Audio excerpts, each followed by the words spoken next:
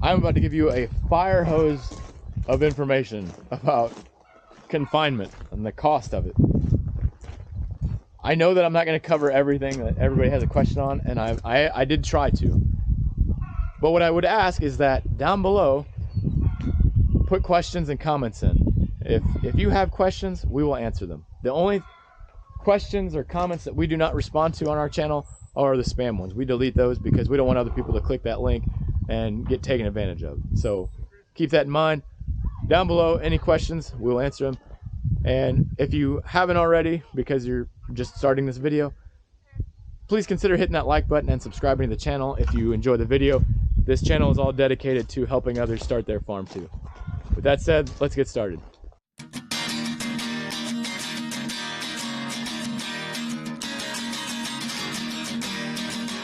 Good morning, everyone. Welcome to Freedom Farms.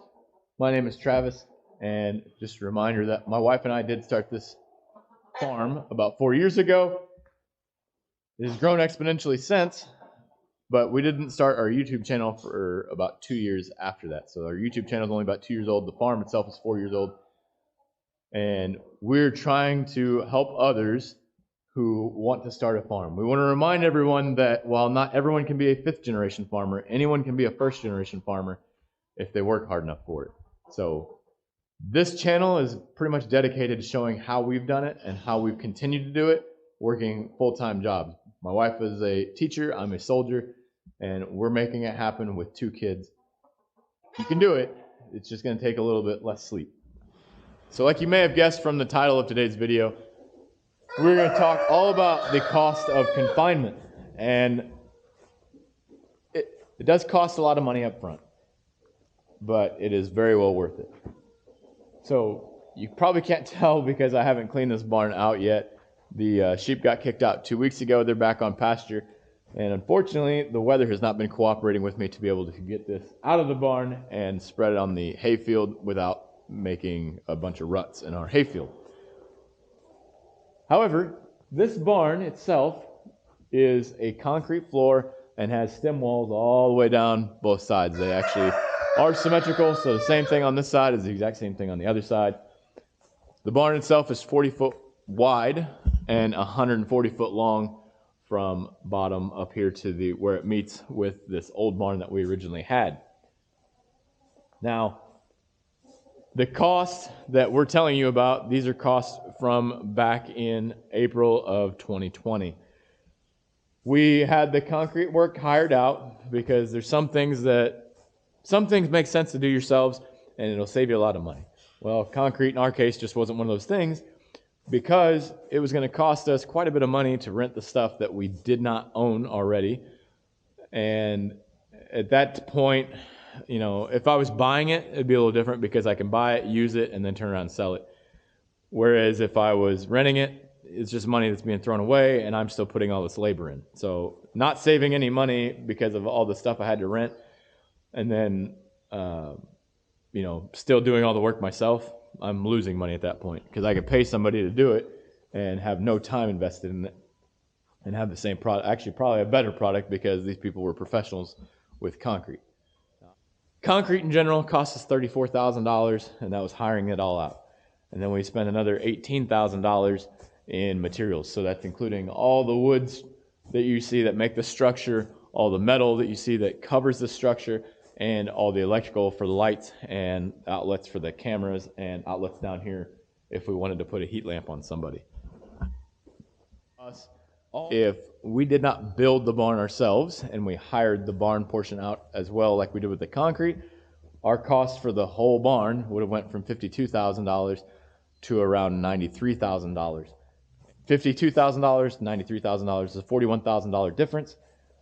And that was enough to drive my wife and I to say, you know what, let's kill 5 weekends and we'll just do it ourselves. And so that's what we did. Now, we did have some amazing neighbors that came in clutch, and you know, once we got the whole structure up, we got all the metal mounted and everything. That's a lot of screws to put in.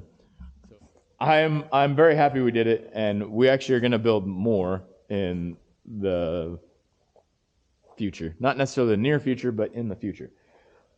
This barn is actually good enough for us to house 175 ewes and their babies. Now, we don't put all of them in confinement, we don't put them all in jugs. I know a lot of people do that. We only put them in jugs if they're having an issue, or if they're a first-time mom, we will put them in there. That way, all the commotion that goes on in the barn is not going to distract the mom, and her and that baby can get to bond, or her and those babies especially, because for a first-time mom, the twins are really... It's a difficult process for them because, like I said, a lot of upfront cost, and there's also a lot of residual cost that goes with it too. The residual costs are just going to be feed. So every day that they're in here, just like when they're on pasture, there is a cost that I incur, even though I'm not paying that money that exact day. And for us, there's a bulk bin that we have outside. It's a 12-ton bulk bin, and we have it filled up. Usually in September or October, we'll have them fill it up, and that'll last us all winter with no problem. Costs that are incurred, though, on a daily basis are basically feed and minerals. So this right here is actually their mineral trough, and we keep it filled up all day, every day. We do not let that run out because we want to make sure that they always have that available. They don't eat as many minerals while they're in the barn, though, and the reason being is because that grain mix that we give them that has a prebiotic, probiotic, and a lot of minerals added to it as well kind of mitigates their need for the minerals that we offer a free choice. Between our minerals that we get from Premier One, the 2 packets, there's a vitamin A, D, and E premix, and then there's a selenium and iodine premix, and then you take those 2 packets and you add the appropriate amount of them with a 50-pound bag of salt, and you can make your mineral mix. The molasses ones aren't bad. We've talked about it. There's a video about it on our channel that shows how we mix ours. Go check that out if you're more curious about it. But the cost of minerals, the cost of the feed, and then the cost of this big pile down here, right? All of that combined is what gives us our daily cost.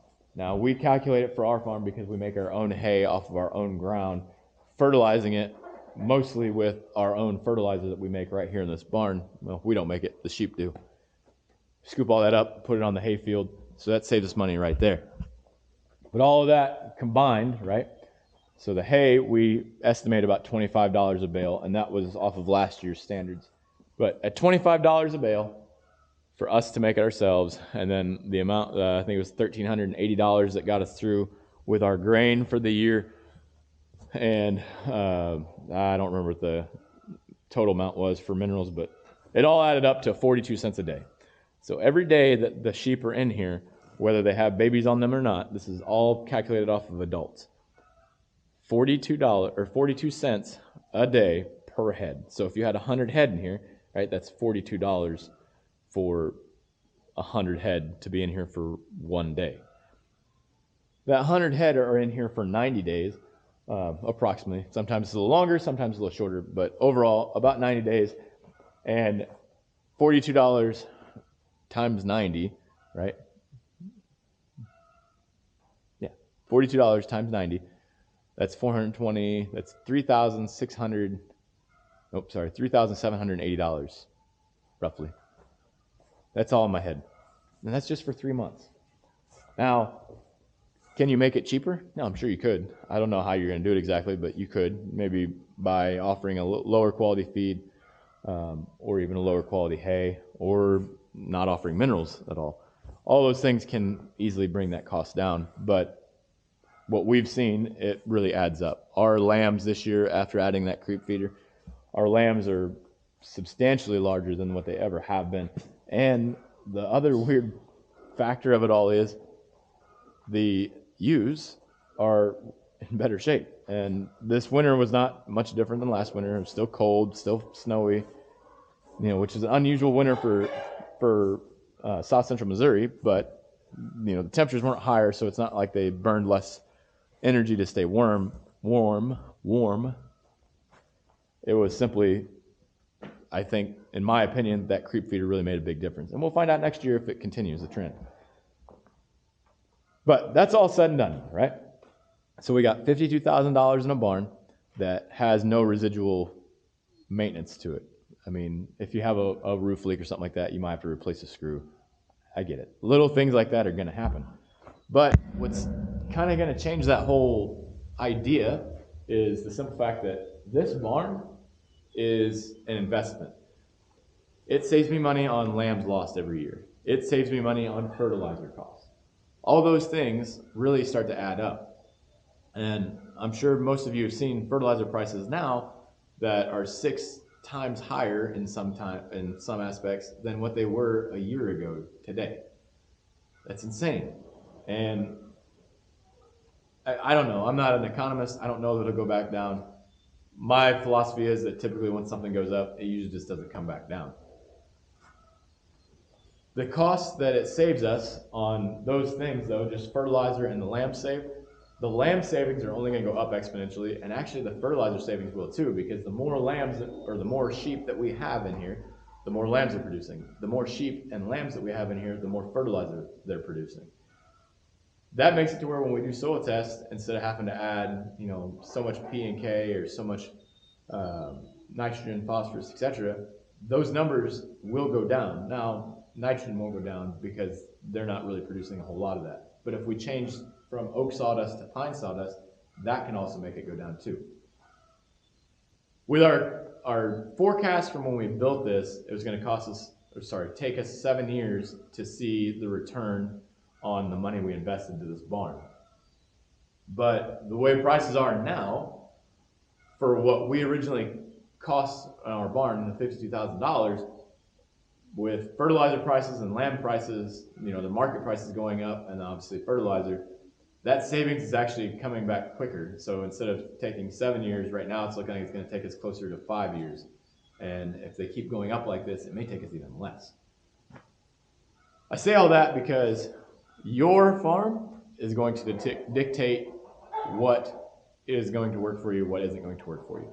And I do agree. When we first started out and we said, hey, yeah, let's spend $52,000 on a barn, I was very nervous about it. I was like, we have to build it ourselves. We got to cut the costs as much as we can because of that. And even though it sucks giving up that day or those weekends or whatever in order to make this happen, I do see the long-term effect of it, and I do see the residual income that it's going to bring. But starting off as a first-generation farm, if I build this barn and then, say we end up not doing sheep anymore, it's really not that big of a deal because this is added value to my land. So if I ever were to sell my property, there's an added value to it. Just like we talked about with fencing, the exact same concept, it's going to add value to it. Is it going to add exactly what I paid to build the barn? Not necessarily, but again, we built it before all this inflation and skyrocketing prices, so we might actually come out ahead in that aspect. But this is just kind of where we're at with our operation and the benefits we have seen from it. I don't know, I would not confine my animals year round because the cost would simply not pan out for me. Even if, because I get it takes away the cost of the land, so I wouldn't need all this additional land. But if I take away all that land and I don't cut my own hay, now my 42 cents a day goes up. The other thing is that 42 cents a day is a lot when I look at my 1 cent a day to have them on pasture. Again, we're not the structures, so like this structure, I don't add that into that cost because this is actually paying for itself. Not today, not tomorrow, but within a few years, it will pay for itself. Just like my fencing. I don't add that into my cost of my rotational grazing program because it's paying for itself well before I could ever imagine it. And it actually pays for itself in saving medications. And this barn does too, because when they're outside and they're confined in one pasture so we're not destroying multiple of them, it's saving me money on medicines. It's also saving me money on seed, fuel in my tractor, and my time to go and fix that paddock after they leave it. I can't tell you what's right for your operation. All I can do is offer this video and hope that it gives some insight of what might be good for you and what might not be good for you. And you're going to have to be the ultimate decision for that because I just don't know your operation. I don't know your abilities. I don't know your goals. So this information should give you some insight, though, as far as what to do. So thanks for watching. I hope you enjoyed the video. If you stuck around this long, I assume you liked the video, so please remember to hit that like button down below. And if you have any comments, please put them down below. We answer all the comments on our page or on our YouTube channels, unless they're spam. We actually delete it. If it's spam, we delete them. YouTube's actually pretty good about catching them too and deleting them, because we don't want people clicking that link and somehow getting somebody else's information. That's not okay. So thanks for watching. Have a blessed week, and we'll see you next time.